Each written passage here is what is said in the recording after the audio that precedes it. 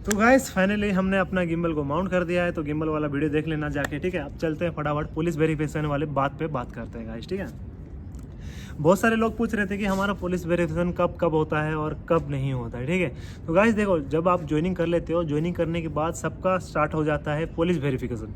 आपका ट्रेनिंग चल रहा होता है उधर, और आपके जो डॉक्यूमेंट्स हो ना वो वेरीफाई होने के लिए आप सभी के जो जो गाँव होते हैं ना उधर पहुँच जाते हैं। किसी का जल्दी हो जाता है, किसी का लेट हो जाता है, बट जो भी आपको न्यूज़ मिलेगा कि भाई तेरे बारे में कुछ पूछने आए थे, कुछ पुलिस वाले पूछने आए थे, कोई भी लोग पूछने आए थे, वो लगभग आपको 2-3 महीना या 4 महीने के बाद आपको कॉल घर से आने लग जाएंगे कि बेटा आज कोई आया था यार, कोई पूछ रहा था तेरे बारे में कि ये है वो है। फिर जिसने आपने विटनेस में आपने 2 नाम दिया होगा ना, उनसे भी जाके वो बात करेंगे, ठीक है। वो भी आपको कॉल करेंगे, भाई क्या हुआ यार। तो मेरा अपना क्या हुआ मैं अपना बताता हूँ, ठीक है। तो मैंने 2 लोगों का विटनेस में दिया था, तो मैं अपना ट्रेनिंग कर रहा हूँ। तो ट्रेनिंग के लगभग उन्होंने सुबह मुझे 11 बजे कॉल किया था। उस टाइम मैं इंडोर क्लास में था, ठीक है। इंडोर क्लास जैसे ही ख़त्म करके आया, फिर कॉल देखा यार 3-4 कॉल आ रखे हैं, क्या हो गया। अब मेरे घर के बगल के हैं, कहीं कुछ इमरजेंसी सडनली कुछ हुआ ना हो। तो फिर मैंने उनको कॉल किया, तो उन्होंने बोला अरे साजिद तूने कुछ किया है क्या यार, कुछ लोग आए थे यार यहाँ पर कुछ वेरिफिकेशन करने कुछ आए थे। तो मैंने बोला नहीं यार मैंने तो कुछ नहीं किया। वो लोग पूछ रहे थे ये लड़के को जानते हैं क्या, ये लड़का यहाँ का है क्या, ये लड़का क्या नाम है इसका, सब मेरे बारे में पता कर रहे थे। फिर वो पुलिस स्टेशन वाले से गए थे, तो पुलिस स्टेशन में एक भैया थे मेरे पहचान वाले, तो उन्होंने भी मुझे कॉल किया था एक बार। तो मैंने सोचा कि यार ये भैया मुझे क्यों कॉल किए थे। फिर मुझे पता चला कि यार हाँ अभी तो वेरिफिकेशन हमारा चल रहा है, तो डॉक्यूमेंट वेरिफिकेशन हो रहा होगा, उसलिए कॉल आया था, ठीक है। तो उनको जाके यही सवाल करते हैं, जो कि आपने डॉक्यूमेंट्स सबमिट किया है वो डॉक्यूमेंट्स ओरिजिनल हो, आप उधर के वासी हो या नहीं, उधर आपका घर है या नहीं, आप उधर रहते हो या नहीं, ये आपका वेरिफिकेशन होता है गाइस, ठीक है। जो आपने एड्रेस से अपना जो पुलिस वेरिफिकेशन सर्टिफिकेट बनाया होता है ना, वहाँ पर जाता है वो डॉक्यूमेंट। तो ये रहा वेरिफिकेशन का। वेरिफिकेशन क्या क्या होता है देखो, जैसे कि आपने जो 10th प्लस 2 किया है वो तो वेरीफाई होगा ही।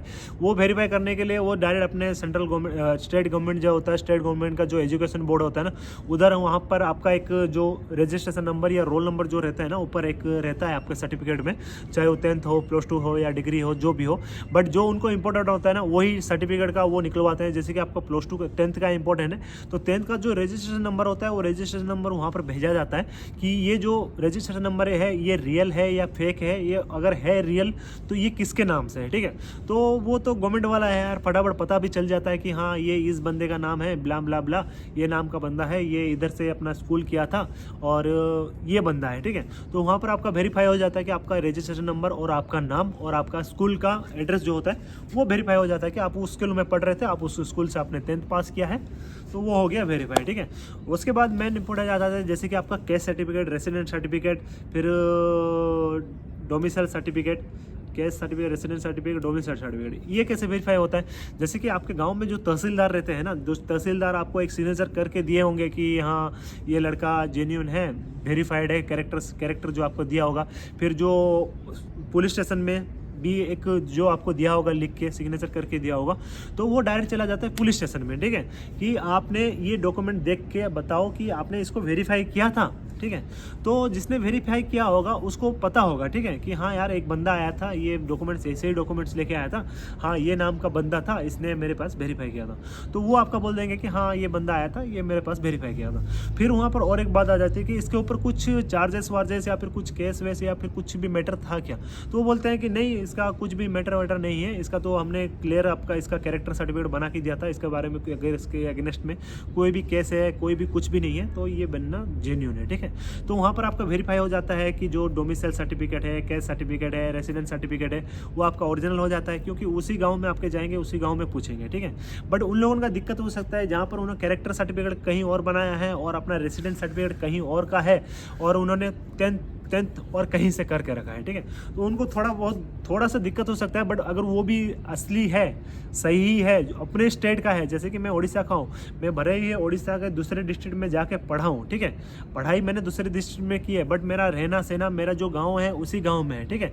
क्योंकि इधर प्रॉब्लम क्या आ जाता है, जैसे कि मेरा स्टेट का मान के चलो, मेरे स्टेट में दो कटअप टाइप निकलता है, ठीक है। एक तो जनरल एरिया कटअप निकलता है, एक नक्सल एरिया कटअप निकलता है, ठीक है। बट मैं पूरा मेरा घर परिवार, मेरा पढ़ाई वढ़ाई मैंने अपना जनरल डिस्ट्रिक्ट में कर रखा है, बट मैंने भर्ती किया हूँ मैं अपने नक्सल एरिया के कटअप से लेके मैंने अपना भर्ती करवा लिया है। तो उसमें थोड़ा मामला फंस जाएगा, गड़बड़ा जाएगा मामला भाई कि तुमने दूसरा डिस्ट्रिक्ट में तुम्हारा किया, तुम्हारा जनरल डिस्ट्रिक्ट है, तुमने ऐसे कैसे कर लिया, ठीक है। तो उसमें थोड़ा मामला गड़बड़ा जाता है, तो उसमें आपको दिक्कत हो सकता है। बट जैसे कि मैं जनरल डिस्ट्रिक्ट में, अगर मैं मान के चलो मैं नक्सल डिस्ट्रिक्ट में हूँ, नक्सल डिस्ट्रिक्ट का 11 डिस्ट्रिक्ट नक्सल का है, ठीक है। तो मैंने अगर यहाँ पर कहीं पर भी मैंने स्टडी वडी किया है या फिर कहीं पर भी मैंने कैरेक्टर सर्टिफिकेट बनाया है, वेरिफिकेशन सर्टिफिकेट बनाया है, क्योंकि वो मेरे स्टेट का है, मेरे स्टेट का जो 11 डिस्ट्रिक्ट है वो नक्सल एरिया इफेक्टेड है, तो 11 डिस्ट्रिक्ट में बराबर कटअप गया है, तो उसमें कोई दिक्कत नहीं होता। वैसे ही जनरल का रहता है, वैसे ही बॉर्डर एरिया का रहता है, वो सेम रहता है। बट डिफरेंस जब अगर डिफरेंस में कर दूंगा कि नहीं मैंने अपना घर है मेरा जनरल एरिया में और स्टडी में कर रहा हूँ जनरल एरिया में, बट मैं अपना अप्लाई कर दिया हूँ नक्सल एरिया से, और जो भी मैं अपना डॉक्यूमेंट बना रहा हूँ नक्सल एरिया से डॉक्यूमेंट्स बना के दे रहा हूँ, तो उसमें हो जाता है लफड़ा, फंस जाएगा गाइस, ठीक है। तो वैसे आप कुछ भी फ्रॉड मत करना। आप अगर जेन्यून हो, आप अगर रियल हो, आप अगर सही हो, तो आपको कोई भी दिक्कत नहीं होगा। चाहे थोड़ा भी ऊपर नीचे हो सकता है, बट कोई दिक्कत हो नहीं सकता। लेकिन आप थोड़ा भी ऊपर नीचे नहीं होगा, सब पूरा मस्त, पूरा आपने फिनिशिंग से, आपने अगर चीटिंग भी की होगी बराबर से पूरा क्वालिफाई करके आपने चीटिंग की होगी, लेकिन कब भी थोड़ा सा भी भनक लग गया ना तो आप पूरा गए, ठीक है, खत्म। वो जो राहुल गांधी का एक वीडियो है ना, खत्म, तो वही हो जाएगा गाइस, ठीक है। तो आप इतना टेंशन मत लो, जो भी वेरिफिकेशन होगा, आप अगर जेन्यून हो, सच हो, तो डरने की ज़रूरत नहीं है। अगर सच नहीं हो तो भाई डरना तो बनता है, सच वाला ही डरता है, क्योंकि भाई क्या होगा यार, मैंने तो सब ओरिजिनल करके रखा है, फिर भी क्या होगा, क्या लफड़ा फंस जाएगा। वो बंदा अगर इतना डर रहा है, अगर आपने कोई अगर लफड़ा किया है, अगर कोई आपने चीटिंग की है, तो आपको तो डरना जायज़ है भाई, आपको डरना पड़ेगा आपको, ठीक है। अगर आप बच भी गए तो कभी ना कभी फंस जाओगे। तो गाइस चीटिंग करना मत यार, इस चीज़ से चीटिंग वेटिंग मत करना, ठीक है।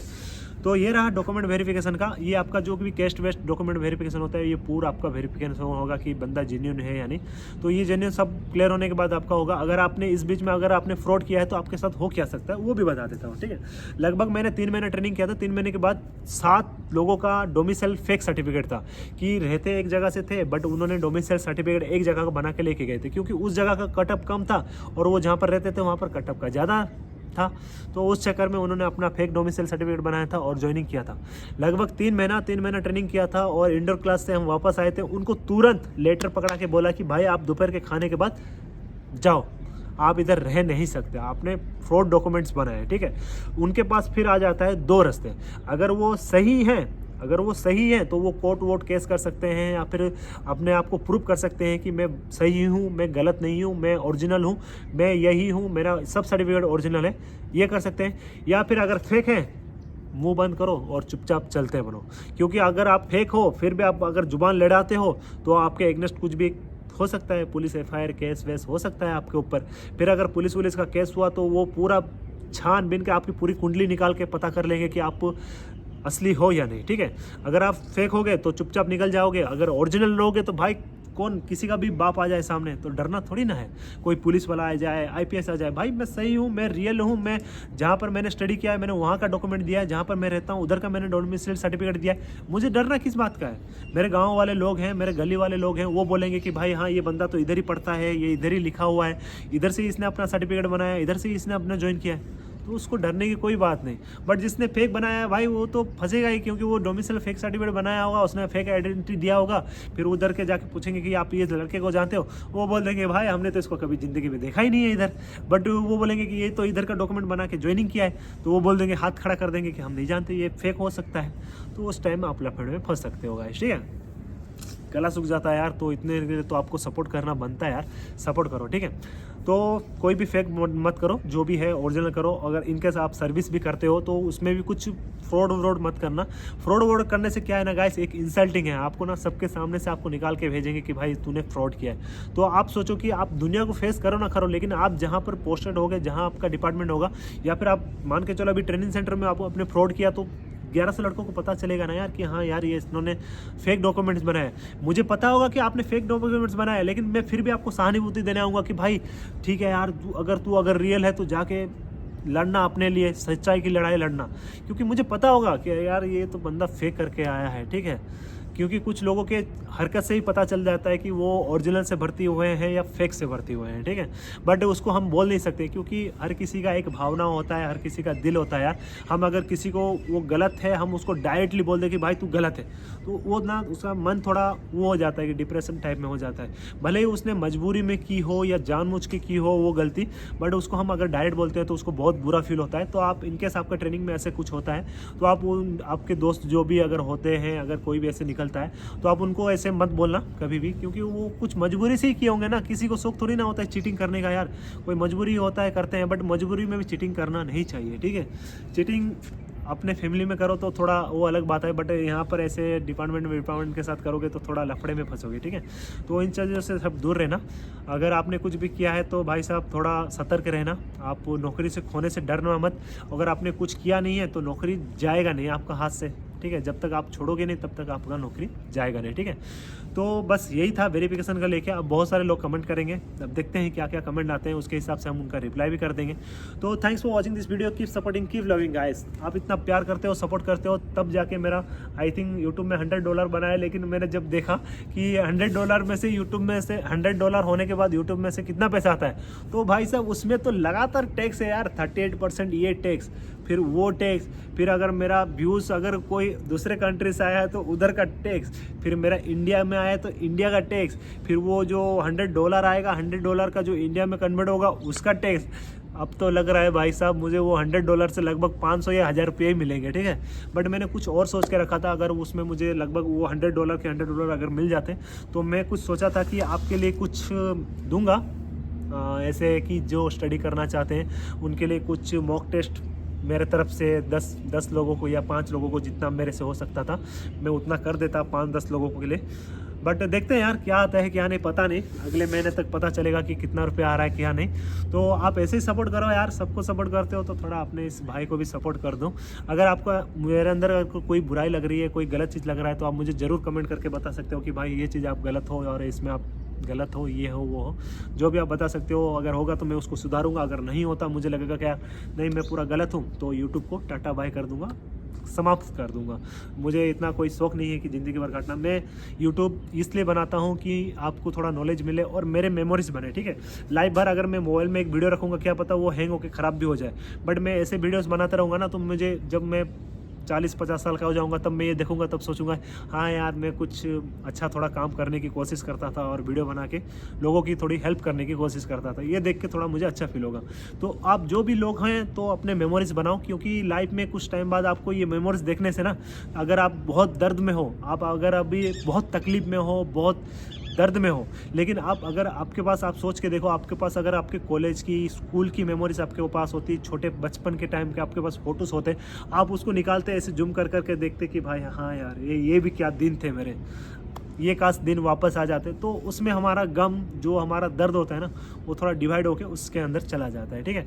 तो जो भी है अपने मेमोरीज बनाओ, अपने लाइफ है यार थोड़ा जी लो अपनी लाइफ और अपने मेमोरीज बनाओ। बट इस मेमोरी से ना कुछ लोग गलत फ़ायदा उठाते हैं गाइस, ठीक है। तो आई होप वो समझ जाए होंगे। तो thanks for watching this video, keep supporting, keep loving guys, have a good day, thank you, bye bye, take care.